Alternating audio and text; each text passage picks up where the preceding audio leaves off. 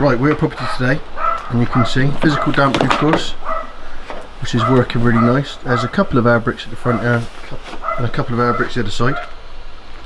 And you can see there's a lot of holes here from cavity wall insulation. We've yet to check the subfloor ventilation, but you can see on these ones here, perhaps they may have never been sleeved through, we don't know yet, so we're going to have a look at that. But you can see there's like sporadic holes everywhere. So this is an emergency repair because the tenants basically falling through the floor. It's for us. I just want to show you some of the stuff. So basically the carpet saved it.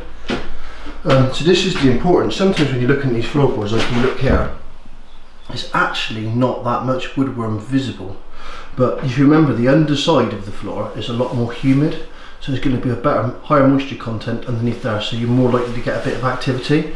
We just got like a screwdriver there. You can just see the floor is just literally going through. So just give it a little stamp. It's straight through, and this is like this in many places. You can see that straight through.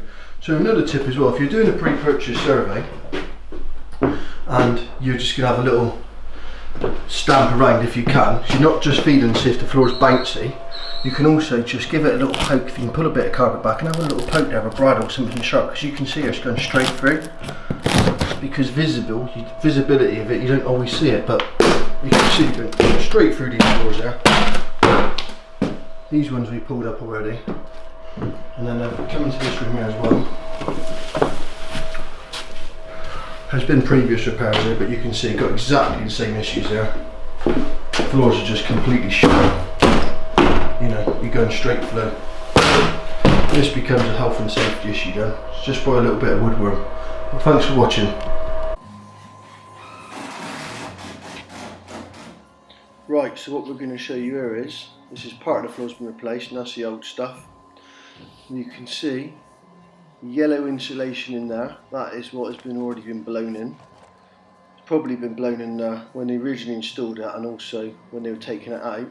And as you can see here, this is the modern bead insulation that has blocked all of the subfloor ventilation, and perhaps is a reason why there's active woodworm, because of the higher moisture content, because of the lack of ventilation.